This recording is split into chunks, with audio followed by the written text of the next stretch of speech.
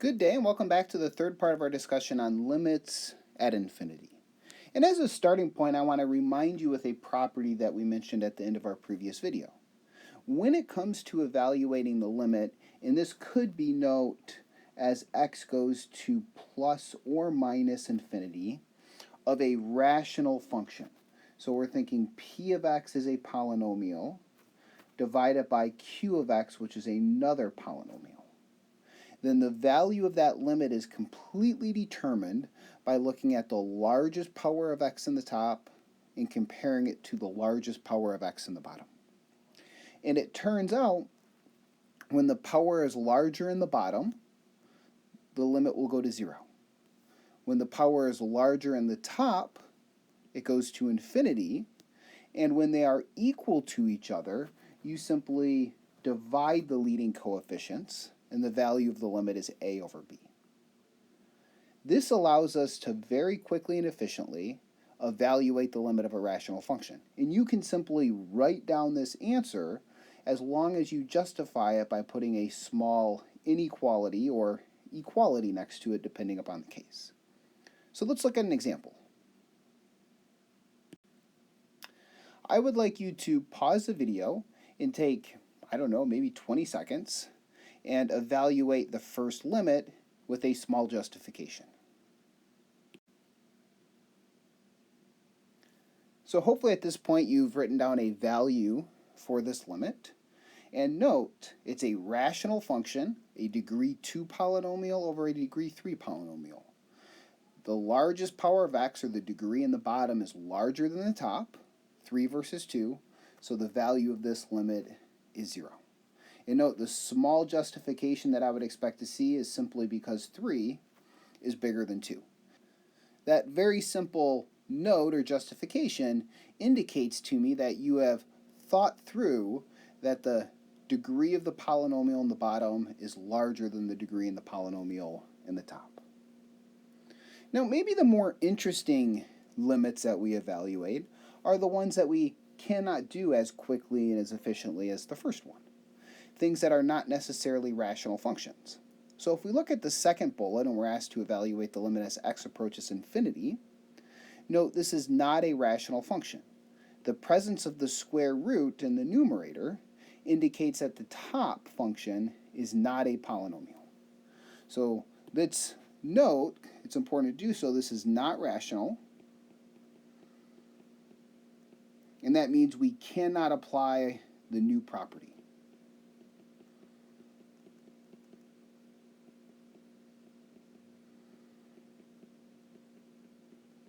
Now, even though we cannot apply that previous property, that doesn't mean that we lose all of our previous intuition. Remember our thought process previously. We look for the largest power of x, which is present in the bottom. Here it's x to the first. And we multiply by 1 in a fancy way. So because of that largest power of x being in the bottom, just 1, we are going to multiply this by 1 over x divided by 1 over x. Letting that 1 over x distribute first through the denominator, we'd be left with 2 plus 1 over x. And notes to make sure there's no confusion, this 1 over x term in the bottom needs to hit the 1, needs to hit the 2x. And things are looking good at this point because if we happen to take the limit in the bottom, note the constant 2 goes to 2, and as x goes to infinity, 1 over x goes to 0. So we can easily evaluate the limit in the bottom and not end up getting 0. And that's a good thing. But we do need to take care of what's going on in the numerator. So in the numerator, we do still have this square root of 2x squared plus 7. And what I would like to do is take this 1 over x and somehow push it inside this square root to distribute it through to each term. And if I want to push it inside the square root, that means I need to write 1 over x as the square root of something.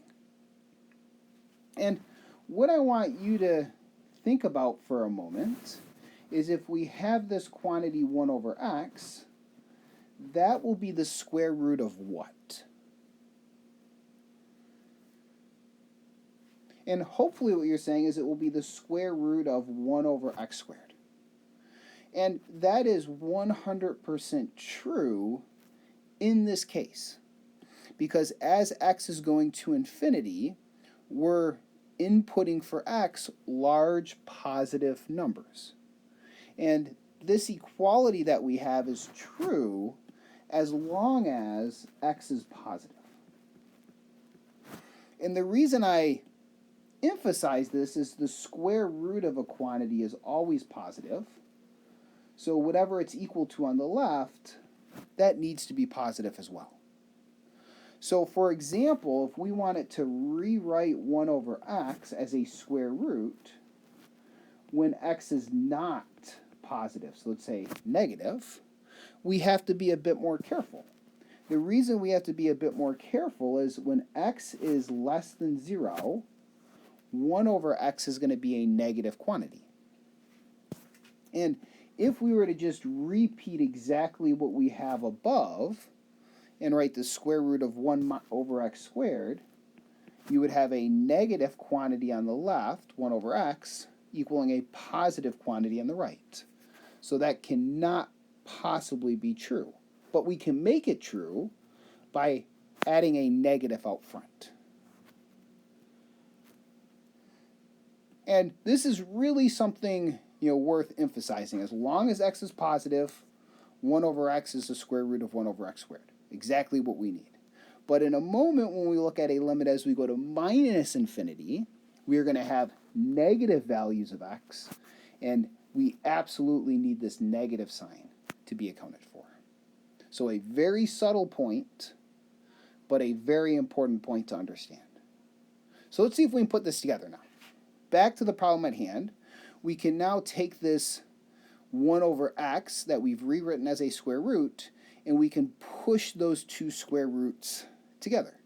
That is to say, now the 1 over x squared can distribute under the square roots and hit each of those terms. So remember, make sure to use good mathematical notation, writing a limit and equal signs at each step, fully showing your work. So when we combine together those square roots, we'll have 2x squared over x squared plus 7 over x squared. And this is all divided by 2 plus 1 over x. And at this point, you probably have a really good idea of what the value of this limit is going to be. Note from a very intuitive perspective, 7 over x squared goes to 0. 1 over x goes to 0 as x goes to infinity.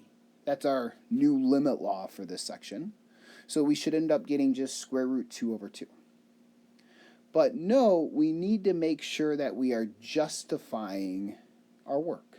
And that requires us to continue on using our limit laws.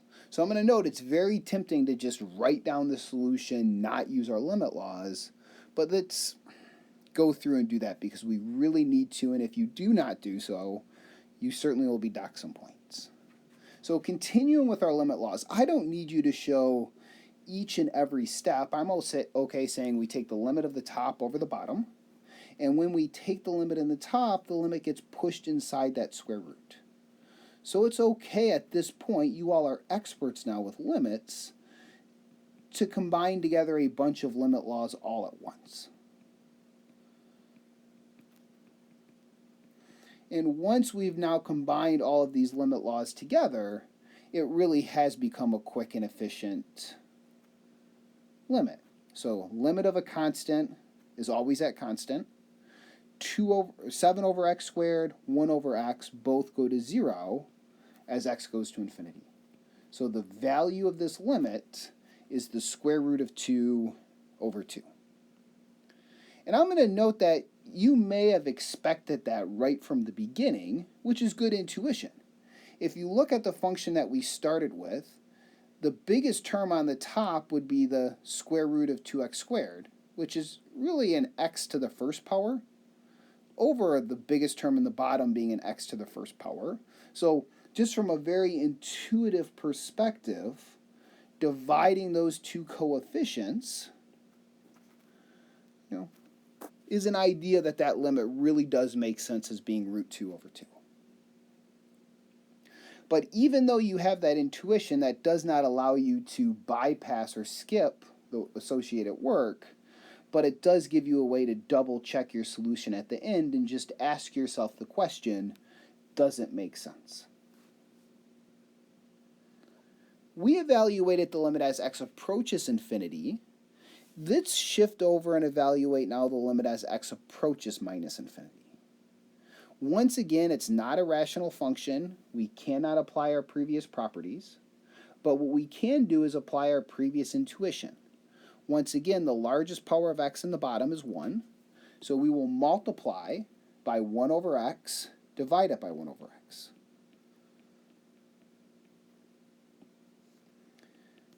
And when we do so, mimicking our work above, we want to take the 1 over x in the bottom, let it distribute through and hit each term.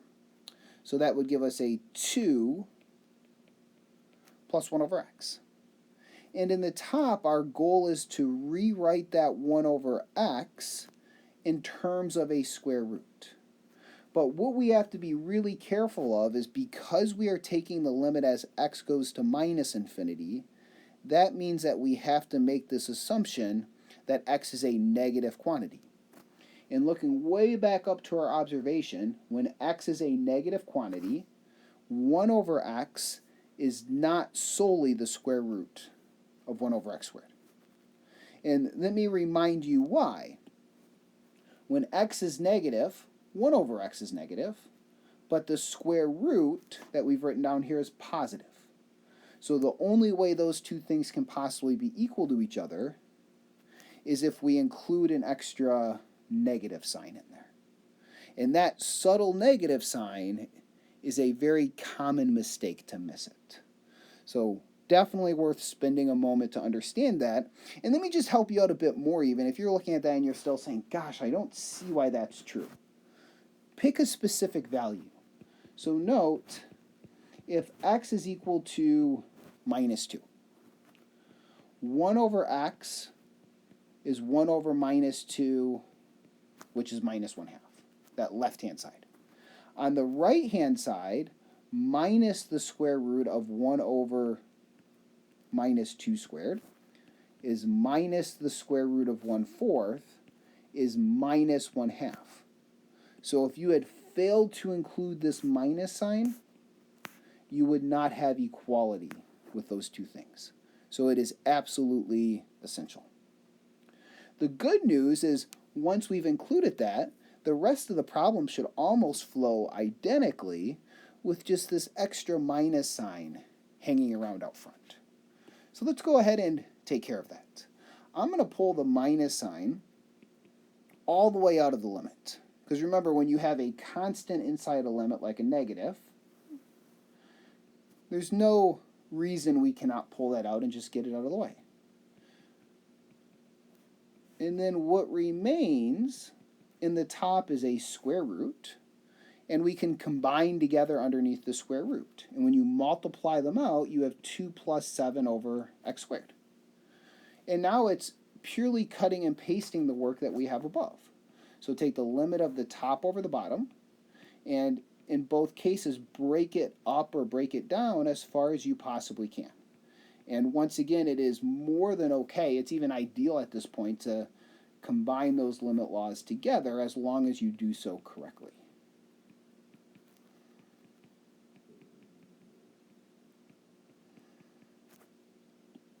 So the second limit in the top is 0. The second limit in the bottom is 0. What we are now left with is the minus hanging around out front.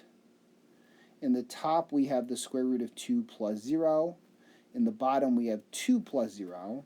And the value of this limit is minus root 2 over 2. And it's also worth noting that even though we've only been asked to find the limit as x goes to infinity, the limit as x goes to minus infinity, we could have asked this question to you in an alternative fashion. We could have simply said, for this function f of x, which is the square root of 2x squared plus 7 over the quantity 2x plus 1, find the horizontal asymptotes. And that's a fancy way of asking you, what is the limit as x goes to infinity? What's the limit as x goes to minus infinity? So just for fun, let's note that this function has two horizontal asymptotes. And the horizontal asymptotes, remember, are lines. And we could simply write y equals plus or minus the square root of 2 over 2, indicating there's two of these lines.